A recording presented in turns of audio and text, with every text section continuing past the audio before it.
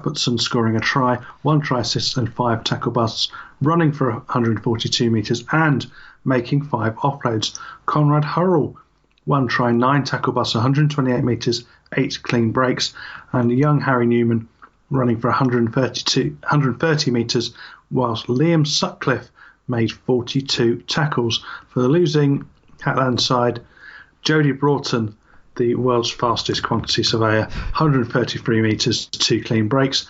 Ulrich de Costa making 61 tackles for the Little Dragon, with 13 of those at marker. Ben Julian, 49 tackles, 13 from marker. And Remy Casti, 41 tackles, 11 from marker. Yeah, this is the second time this year Ulrich de Costa's done over 60 tackles. No wonder he's not that effective with the ball. He's fucking knackered. And we had some fan views, starting off with Malcolm Mateos. Yes, he says, losing to yet another crap team, Karma. At least we're consistent, eh, Steves? Should have picked the champions of France instead. Yeah, the Saint-Estève Catalan side were champions of France again this year, with Ben Pomeroy, one of the try scorers, in their championship win over the weekend. It must be about the time of the season he normally reappears, isn't it? Well, he did. He scored a try. We'll see if he comes out of sort of semi-retirement to play for the Dragons in the future. For the 900th time, yeah. Tom Andrews says, turns out it was Lola and Parcells part after all. Catalan clearly suffering with that Hull FC jet lag. Alan Walker said, wins at Camp Nou and Anfield team a long time ago. Failing to beat the shite Winos team after losing to Broncos is totally unacceptable. Now we're on effectively 19.5 points as point difference is shagged. Some shit teams are above us and there aren't any excuses left in the tank. I can hear the drums. We also had one from Josh, actually. He missed the cut-off, but I'm going to let it slide. But he's going to get some criticism later on for his fan reviews. He's on a warning after. We'll talk about that later. But Josh Moole said, all round one of the best performances from Leeds this season, looking like we had direction in attack and muscling up in defence, and for once have a strong lead and holding on to it, managing a game out. Catalan's defence was soft in the first half and Leeds were able to capitalise on mistakes made by them. Cuthbertson and Singleton looked back to previous standard. Louis looked like something we were missing. He wasn't involved in everything but was a good organiser. Let's not get too excited though, we're still joint bottom. So what did you have to say about this one, Timothy? Well, yeah, Leeds seem to have sorted out everything and got back. Whether it was, the old thing, Catalan on the road, you can never read too much into it.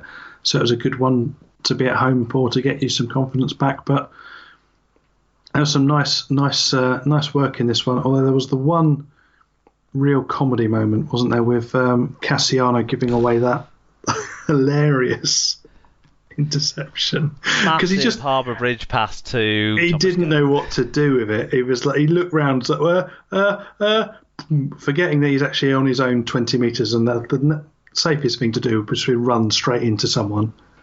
But no, instead he does this awful loopy pass that was just saying, "Please come and take this," and lo and behold, off we go. Yeah, definitely.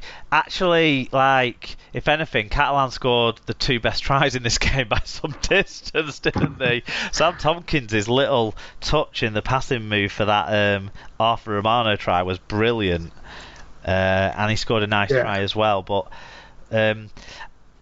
Conrad Hurrell may be the star performer.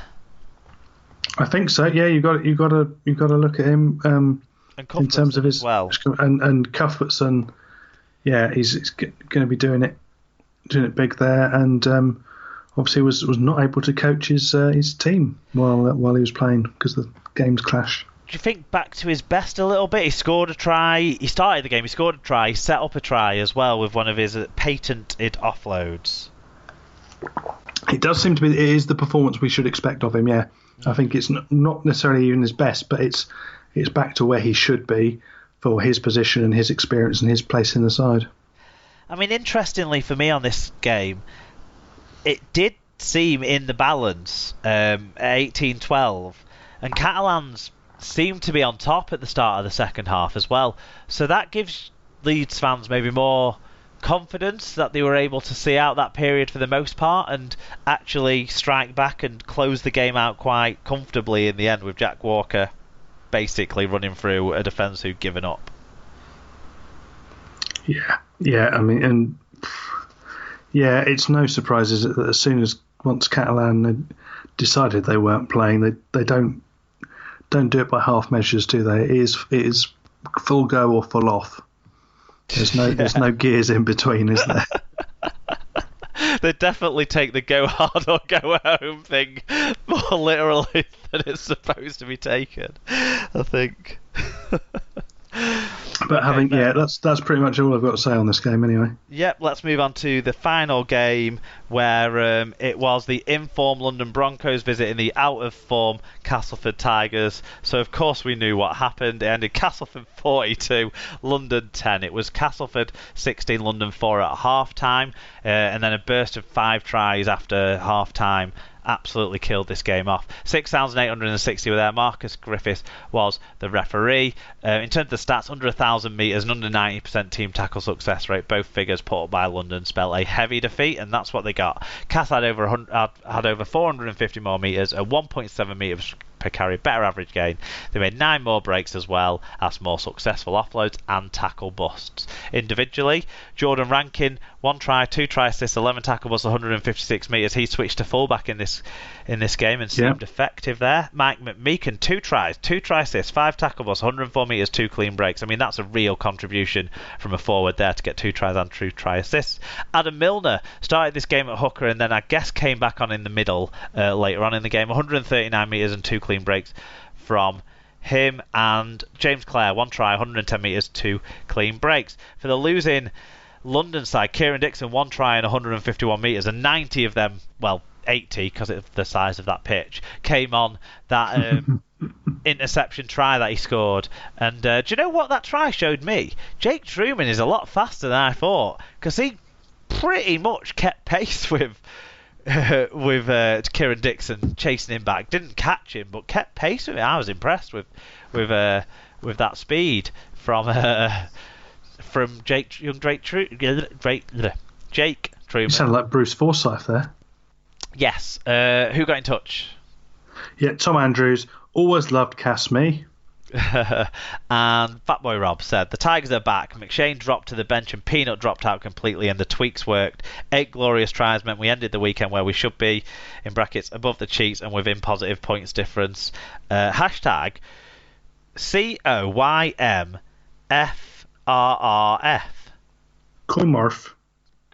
Coimorph. Yeah, I don't understand.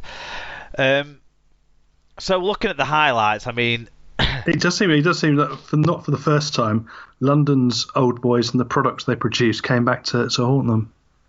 Yeah, Mike McMeekin. Vigodo and McMeekin. Yeah, Mike McMeekin. And to be honest, some of the highlights, there was lots of highlight reel potential here from Castleford. They scored a few long range tries, didn't they? And what they also did is they took advantage of, I think, an underperforming London on this occasion. There was an element of Castleford were good, but there was also a big element of London weren't at it for this game. You know, maybe the emotion of the run they've been on. You can't. They're good. They're a good side. Don't get me wrong, but the reason why they were tipped by everyone to go straight back down is they're not good enough to do it every single week. And I think that's what I took away from this from a London perspective. From a Castleford perspective, they did look good. I do certainly think that McShane, when he came off the bench, you know, you can see it from the tries scored and also from what I heard of the game and read of the game. It seemed like he had a bit of zip back, a little bit of creativity back, and if he's creating, Castleford are scoring. Yeah. And that's been a big problem for them. He's been making the wrong decision so many times. He's been jumping out the wrong side of the ruck, finding the wrong player, not calling the shots, and I think the fact that he did that again in this game was a big part of what happened. So I'd certainly say, you know, him and Jake Truman had returns to form, but Mike McMeekin was the star of the show, and you'd probably say that the try that Mike McMeekin set up was the highlight try of this game, the one where he took the ball, I think second carry from a I can't remember if it was from a kick-off or just a deep kick, but he took the ball second carry and basically absolutely don't argued to the man opposite him in the London side. Then outpaced the right flank, the left flank defence of the Broncos, and found a nice pass back inside to the supporting Jordan Rankin, who went in to score. So, yeah, well done to Castleford. Yeah, well done. I think that's everything for that game. Yeah, do you want to give us the standings? Yeah, so St Helens still remain top with their lead over second place is extended to 8 points, which is the biggest gap between any two positions in the table. That second place side, of course, is Warrington, who still have 28 points of their own. Hull FC in third remain on 2 points. 24 points. You still have two. This. I typed it wrong. Yeah. Do you remember last week when Sarah got me out of all these typos? You're just like burying me in them. Exactly. Well, I am Ron Burgundy. If you put it on the teleprompter, that's what I read. Castleford are up to fourth on points difference, just ahead of Wigan, who are in the playoff spots for the first time this year, and Catalan, who drop sixth with their minus 117 117 points difference. Salford are seventh and Wakefield 8th, both on 18 points. Leeds are 9th and joint bottom with the best points difference of the 14 group on 14 points, with Huddersfield 10th, Hull KR 11th and London 12th. Stat line of the week, I've gone for Mike McMeekin because I think 2 tries and 2 try assists, as well as the 5 tackles, 104 metres, 2 clean breaks, but the 2 tries and 2 try assists from a forward, I think, really impressive stuff. So I think he's deserved that accolade this week. And Tommy Makinson's had it enough already this year. He's got a mantelpiece full of other things. Yeah. And Alrix DaCosta, 61 tackles. Mate, get back to 67 tackles, then we'll talk about you again. Yeah, stop being lazy, Alrix. I wonder if our player of the week is the same this week. Who have you gone for? You go first. I've gone for Matt Parcell. I think there was obvious focus on him after what was a bizarre move to let one of your star players from a year or two ago go to your relegation rivals. That just says we want him out, doesn't it?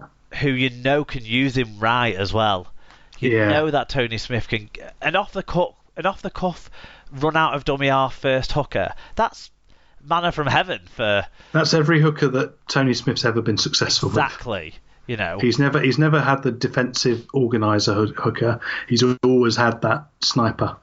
Yeah, that's what he wants. That's always his mould. Yeah. Yeah, he wants an attacking hooker for certain, and Matt Parcell fits that. So I've gone with Matt Parcell. He was man of the match in the game that I enjoyed watching the most this week, I would say. I've obviously gone for a joint one of Regan Grace and Craig Hall, but no. In reality, it has to be the postman himself for delivering. And what was your highlight of the week? The hooter at the end of the Derby game, because I didn't believe it until I heard that final shrill blast. I didn't think it was going to happen. I just believed when Ryan Shaw kicked the conversion to make it 8 points with no time left. Yeah, but it's Hull KR. I've seen everything happen in that Derby game that could happen. A £1 million game, yeah. And the £1 million game as well on top of that. But particularly the was it 27-0 and we messed it up. Yeah, good point. That was a couple of years ago, wasn't it? Yeah. So I've been there, been scarred, and yeah, you never believe in those sorts of games until the last bit. Well, my highlight of the week, we sort of teased it before. Certainly a personal one for me this week. But getting to speak to some of the Wigan first team players at the Fan Village on Friday, that was great. So Wigan I know other clubs already do good work with this. Obviously, Toronto, massively great work with what they do with the beer festival every week, basically. Yeah. Leeds have put work into what they have going on around the ground.